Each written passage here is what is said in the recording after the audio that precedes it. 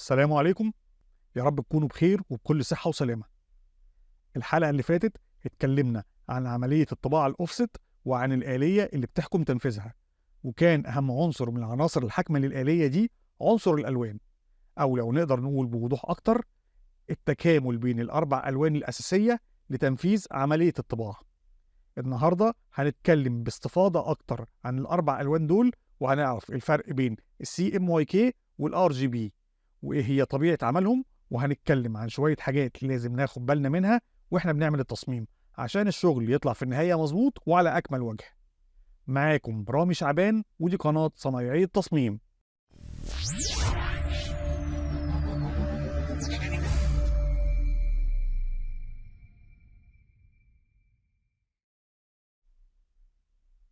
في البداية عايز أقول نبذة صغيرة جدا عن الطريقة اللي عينينا بتشوف بيها الألوان والأضواء المحيطة بيها في الطبيعة. الضوء الأبيض اللي موجود في الطبيعة هو مكون من اجتماع 7 ألوان مع بعض. ال7 ألوان دي اللي احنا عارفينها باسم ألوان الطيف. في تجربة علمية مشهورة جدا، لو جبنا شعاع من الضوء الأبيض وعديناه من حاجة اسمها منشور ثلاثي، هنلاقي الضوء الأبيض بيتحلل وبيخرج منه ال7 ألوان اللي اتكلمنا عنهم، وتقدر عادي جدا تشوف الكلام بعينك المجردة. فاللي بيحصل إن اللون الأبيض لما بيسقط على جسم ما، الجسم بيمتص كل الألوان وبيعكس فقط اللون اللي بيمثل الجسم ده. زي مثلا اللون الأبيض لو سقط على جسم أحمر، الجسم ده هيمتص كل الألوان ويعكس لي اللون الأحمر بس. لو جسم أبيض سقط عليه الضوء، الجسم بيعكس كل الألوان ال7 اللي احنا قلنا من شوية إن مجموعهم هو اللون الأبيض، فبيكون الناتج اللي بيظهر قدامي هو اللون الأبيض. أما الأجسام اللي لونها أسود فبتمتص اللون الأبيض بالكامل وما بتعكسش أي ألوان تانية، فبيظهر قدامنا الجسم معتم بالشكل ده. بصورة مشابهة جدا للكلام عندنا ألوان الRGB، عبارة عن ضوء أحمر وضوء أخضر وضوء أزرق. الثلاث ألوان دول أو الثلاث أضواء دول لما بيتكونوا على بعض بيدونا الضوء الأبيض أو اللون الأبيض.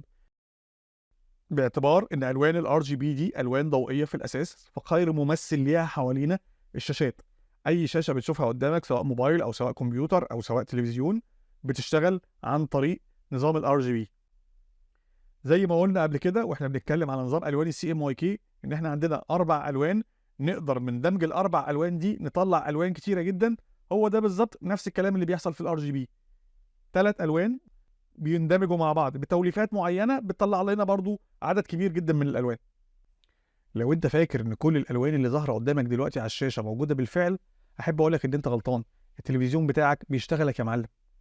لو جبت ميكروسكوب او عدسه مكبره قويه وحطيت تحتيها على شاشه التلفزيون بتاعك، مش هتشوف غير 3 الوان بس.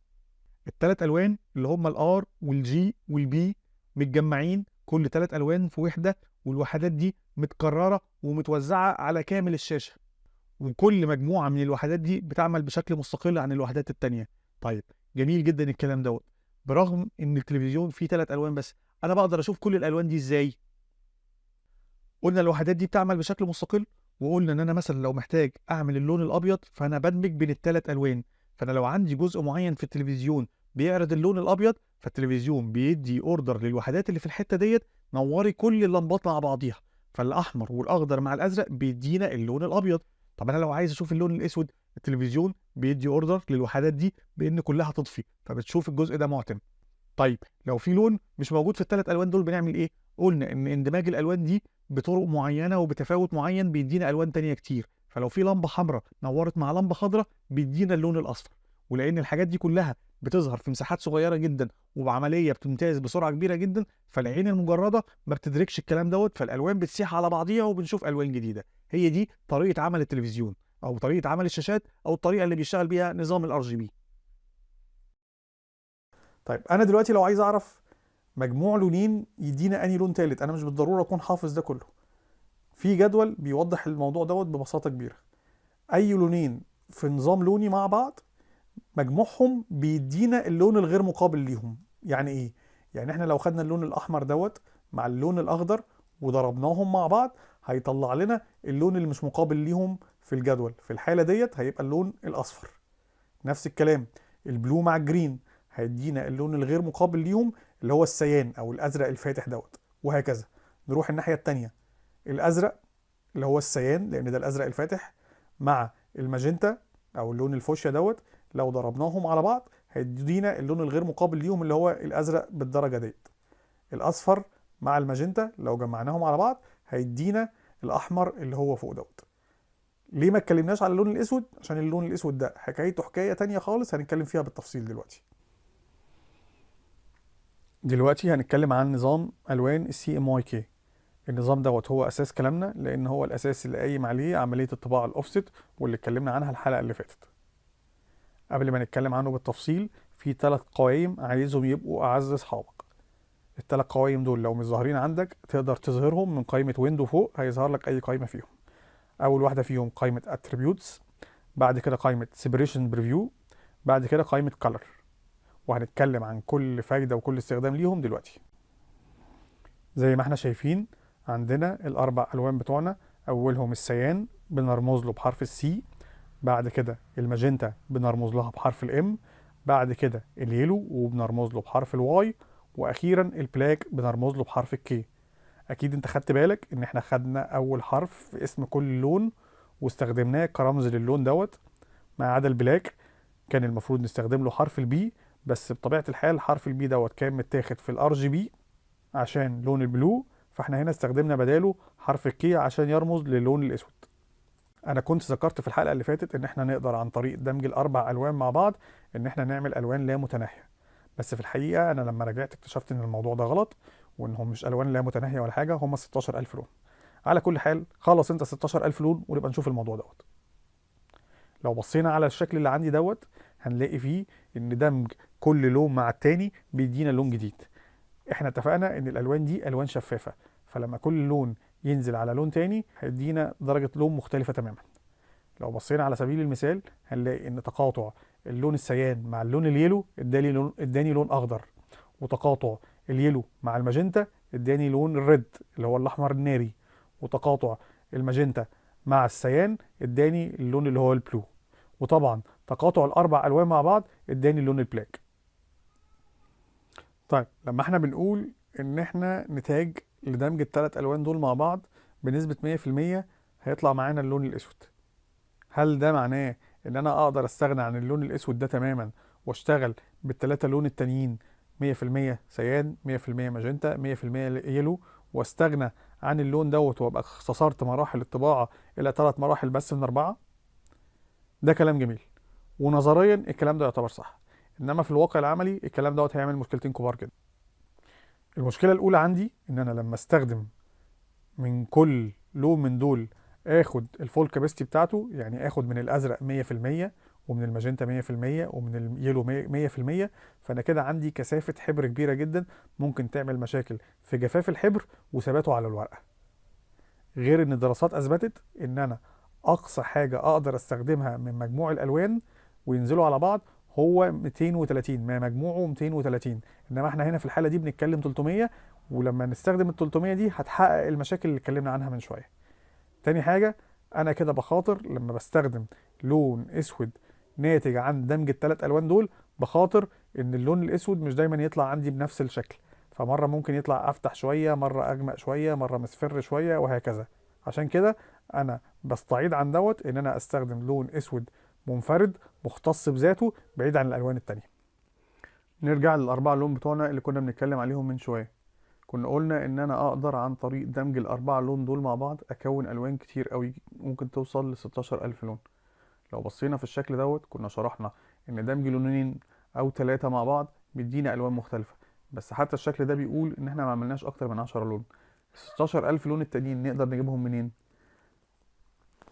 لو استخدمنا قائمه كلر، قائمه كلر دي موجود فيها ممثل فيها الاربعه لون، كل لون على حده، وكل لون ممثل بسلايدر. السلايدر دي بتتحرك من الصفر للمية. كل ما بقرب من المية او كل ما بوصل للمية كل ما بيزيد تشبع للون، وكل ما بتحرك ناحية الصفر كل ما اللون بتاعي بيفتح ويبهت ويوصل في النهاية للون الابيض، وهكذا. نفس الكلام على اللون الماجنتا، بيقدر نفتحه ونوصل بيه للون روز، وممكن نوصل لدرجة المية او نقرب لدرجة المية لحد ما يبقى لون بينك. الاصفر نفس الكلام، والاسود نفس الكلام، اقدر ان انا اخليه جري زي ما انا شايف كده. بالحركة على السلايدر دوت. مش بس كده، انا اقدر كمان اعمل ميكسات ما بين الالوان وبنسب مختلفة. كل ما ازود نسبة لون في سلايدر معينة واقللها في سلايدر تاني، كل ما اللون بيتغير معايا. الشكل ده مثلا لو حبيت اغير شكل شعر البنت بتاعي، اقدر عن طريق التحكم في التوليفة بتاعة الالوان بتاعتي ان انا اكون الوان تانية كتير. طيب نيجي دلوقتي لقائمة سيبريشن بريفيو. القائمة دي مهمة جدا ان انا ابقى فاتحها دايما وببص عليها لو انا التصميم بتاعي هيطبع في المرحلة الجاية. لو فاكرين ان احنا كنا قلنا ان بعد ما بجهز التصميم، المرحلة اللي بتيجي بعد كده بتبقى مرحلة الافلام او الزنكات، وقلنا ان كل فيلم او كل زنكة ممثلة بلون من الالوان دي. فالشانلز دي اللي عندي كل شانل منهم بتعرض لون معين. لو خفيت الثلاث شانلز اللي تحت دول وسبت اللون السيان، فده اللي ظاهر عندي في الفيلمة او الزنكاية بتاعت السيان، وهكذا بالنسبة للاحمر او الماجنتا. ادي الاصفر، طب ادي الاصفر مع الاسود، وهكذا. ده اللي في النهاية اللي بيظهر على الزنكات او الافلام. فمهم جدا ان انا قبل ما احفظ التصميم بتاعي ان انا افتح القائمة دي، وطبعا اعلم على التشيك بوينت او التشيك بوكس بتاع اوفر برنت بريفيو دي عشان اشوف الشغل بتاعي صح. لو عندي مشكلة تكون ظاهرة عندي في لون مش في مكانه او لون نازل غلط او الكلام ده كله، لازم جدا ان انا اشيك بالقائمة دي على التصميم بتاعي قبل ما احفظه. وزي ما احنا شايفين كده، اي لون عندي اقدر ان انا اجمعه من الاربعه لون ديت. يعني كل الالوان اللي احنا شايفينها دي الوان كتيره جدا، كلها في الاخر هي انتاج الاربعه لون دول. لسه في كلام تاني عن الالوان، بس انا مش حابب ان وقت الحلقه يبقى طويل عشان يسهل استيعابها. في الجزء التاني من الحلقه دي هنتكلم عن الاحتياطات اللي لازم ناخدها قبل ما نحفظ التصميم، وعن بعض الحاجات اللي لازم نراعيها بالنسبه للون الاسود، وعن الوان السبوت كولر والالوان الخاصه وازاي ممكن نحتاجها، وازاي ممكن نحتاج لون تاني ملوش علاقه بالسي ام واي كيو. خليك معانا وان شاء الله هنعرف مع بعض اكتر. كان معكم رامي شعبان من قناة صناعية التصميم. لو عجبتك الحلقة اعمل لنا لايك، ولو استفدت منها شاركها مع أصحابك المصممين وخليهم هم كمان يستفادوا. لو عندك تعديل أو تعقيب أو إضافة اكتبها لنا في الكومنتات وخلينا نتناقش فيها. اعمل لنا سبسكرايب وتابعنا عشان لسه عندنا كلام كتير قوي في التصميم وفي الطباعة وفي التسويق لنفسك ولشغلك. تحياتي.